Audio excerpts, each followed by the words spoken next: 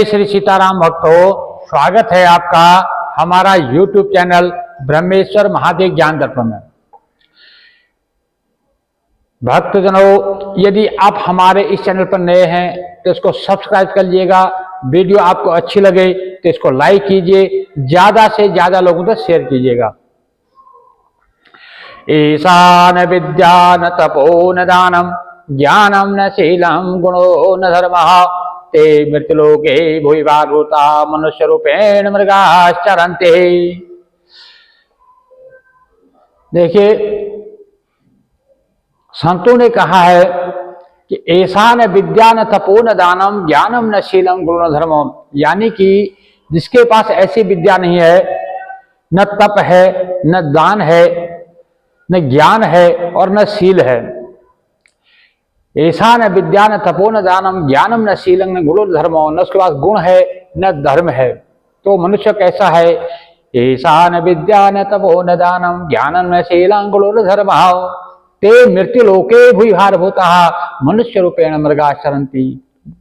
कहते हैं कि वो जो है ऐसे क्या है, इस धरती पर जो है, भूमि पर सिर्फ भार स्वरूप है। वो मनुष्य रूप में दिखते मनुष्य रूप में है, परंतु वो मृग के समान ही हैं। वो जो है यानी पशुवत हैं, वो पशुवत ही हैं। वो मनुष्य दिखते हैं परंतु क्या है कि वो मनुष्य जैसे दिखते हैं परंतु वो पशु ही हैं। क्योंकि जिस प्रकार से पशु जो है अपना आहार व्यवहार भोजन मैथुन इत्यादि करते हैं, वैसा वो भी करता है। परंतु जो मनुष्य में एक विशिष्ट चीज दी गई है, मनुष्य में दी गई है बुद्धि, किसी चीज को समझने के लिए, जिससे उसको ज्ञान दया शील उसके अंदर आ जाए, विवेक उसके अंदर आ जाए। यदि जिसके अंदर ये चीज नहीं है, जो न कभी कोई दान करता है, न कोई तप करता है, न कोई यज्ञ करता है, न प्रभु का नाम स्मरण करता है, न अपने माता पिता या संत जनों का जो आदर करता है, न उनकी कोई पूजा शुश्रूषा करता है, न सेवा करता है, और न ही उसके पास ज्ञान है, न वो शील है, न उसमें किसी पर जो है उसको दया आती है, तो मनुष्य जो है पशु पर उसमें फर्क ही क्या रह गया? क्योंकि पशु है, पशु पर भी किसी पर दया नहीं आती। पशु भी जो है किसी को ज्ञान नहीं दे सकते, न वो कोई तप कर सकते हैं, न वो कोई दान कर सकते हैं। उसी प्रकार से जो है मनुष्य भी, जो मनुष्य है, यदि वो ज्ञान तप इत्यादि इसके अंदर नहीं है तो मनुष्य समान ही है। अर्थात कहने का मतलब यह है कि भगवान ने हमें ये मनुष्य देह दी है, तो हमें इस मनुष्य देह का जो है कुछ ना कुछ लाभ उठाना चाहिए। हमें जो है ऐसे खा पी करके अपना धन इकट्ठा करके मर जाना है, तो ऐसे मनुष्य होने का क्या फायदा हुआ? क्योंकि इस जो धन संपत्ति को हम इसे संपत्ति कर रहे हैं, संपदो न संपदः विपदो न विपदः विपदो हरि नाम विस्मरणम। कहते हैं कि जो हम इसको संपत्ति मान रहे हैं वो संपत्ति नहीं है, और जिसको हम विपत्ति मान रहे हैं वो विपत्ति भी नहीं है। क्योंकि ये विपत्ति जो तो दिन रात की आनी जानी है। असली विपत्ति क्या है कि जब हम हरि का नाम भूल जाते हैं, प्रभु का नाम हम स्मरण नहीं कर पाते हैं, श्री राम नाम नहीं जप पाते हैं, वही असली हमारी विपत्ति है। और जिस समय हमने प्रभु का नाम जप लिया, जितना हमने प्रभु का नाम स्मरण कर लिया, जितना हमने दान कर लिया, वही जो है हमारे जो जमा पूंजी है, वही हमारी असली संपत्ति है। इसलिए जितना भी हो सके उठते बैठते खाते पीते हमें जो है राम नाम जपना चाहिए। राम का नाम कभी नहीं छोड़ना चाहिए, क्योंकि प्रभु का नाम ही एक ऐसा है जो हमें इस भवसागर से पार ले जा सकता है। क्योंकि इस कलयुग में न तो हम कोई जप तप कर सकते हैं, न कोई विशेष हम पूजा कर सकते हैं, न कोई हम हवन इत्यादि कर सकते हैं, न कोई जैसे बड़े बड़े यज्ञ पहले जब समय में होते राष्ट्रीय यज्ञ हो रहे हैं, अश्वमेध यज्ञ हो रहे हैं, इस प्रकार कोई यज्ञ भी हम नहीं कर सकते। यदि हम यज्ञ कुछ करना भी चाहें तो आज जो है मिलावट का जमाना है। यदि आप घी भी खरीदने जाओ तो उसमें मिलावट है, हवन सामग्री लेने जाओ उसमें मिलावट है, कोई अन्य सामग्री यदि आप लेने जाते हैं तो उसमें भी कुछ ना कुछ मिलावट है। तो इसलिए जो है इनसे हमें बचना होगा। इसलिए इस कलयुग में जो है जितना बन पड़े, जितना हो सके प्रभु का नाम स्मरण करना चाहिए। क्योंकि कलयुग केवल नाम आधारा सुमिर सुमिर नर उतर ही पारा। क्योंकि इस कलयुग में एकमात्र राम का नाम ही ऐसा है जो हमें इस भवसागर से पार ले जा सकता है। इसलिए जितना भी बन पड़े हमें इस मनुष्य देह में आने का, मनुष्य देह जो हमें मिली है, इसका हमें कुछ ना कुछ लाभ उठाना चाहिए। जितना बन पड़े हमें जो है प्रभु का नाम स्मरण करना चाहिए। क्योंकि इस लोक में जो आज हम धन संपत्ति कार बंगले इत्यादि जो इकट्ठे कर रहे हैं ना, ये सब यही रह जाना है। इसमें से हमारा जो है कुछ भी साथ जाने वाला नहीं, सब मिथ्या है। यदि हमारे साथ में कुछ जाने वाला है तो वह है प्रभु का नाम। प्रभु का नाम हम जितना जप लेंगे, जितना रख लेंगे, अपने कोष में उतना ही हमारा वो जमा होता जाएगा। यदि हम चाहे कहते हैं भाव से कुभाव से, जैसे भी हम राम नाम जपते हैं, आप जो है राम नाम कही जे जिमुहाई तिन्हीं ने पाप है पुंज समुहाई, यानी कि जिमुहाई लेते हुए राम राम कह लेता है, उसके निकट भी जो है पाप फिर नहीं आता है। इसलिए जितना भी बन पड़े हमें जब प्रभु का नाम जपना चाहिए, प्रभु का नाम स्मरण करना चाहिए। और दूसरा कलयुग में जो मुख्य चीज है नाम, और दूसरा है दान। क्योंकि दान आप जितना कर सकते हैं, जो भी आपके आसपास में कोई गरीब जन है, कोई लाचार लोग हैं, तो उन्हें आप जितना आप दान कर सकते हैं। अब ये नहीं कि आप किसी को धन बंगला दान करेंगे तभी वो को दान होगा, या कहीं आप जो है अपनी वीडियो बनाने के लिए या फोटो खिंचवाने के लिए दान करेंगे, वो दान नहीं है। दान तो ये है कि आप कोई भूखा आपके दरवाजे पर आ गया और आपके पास 2 रोटी है, 1 रोटी आपने उसको दे दिया, 1 रोटी आपने खा ली, वो भी एक बहुत बड़ा दान है। कोई प्यासा आ गया आपके दरवाजे पे, उसको आपने 1 गिलास पानी पिला दिया, वो भी बहुत बड़ा दान है। कोई व्यक्ति है, बीमार है, उसको किसी दवा की जरूरत है, आपने किसी डॉक्टर के पास जाने की जरूरत है, आपने उसको मदद कर दी, उसको ले जा करके थोड़ी देर समय दे दिया, उसको उसका हाथ तल दिए, तो वो भी एक दान है। क्योंकि समय दान भी सबसे बड़ा दान है। आपने किसी को कोई गलत रास्ते में चल रहा है, उसको आपने गलत रास्ते में जाने से रोक लिया और उसको सही रास्ता दिखा दिया, वो भी एक दान है।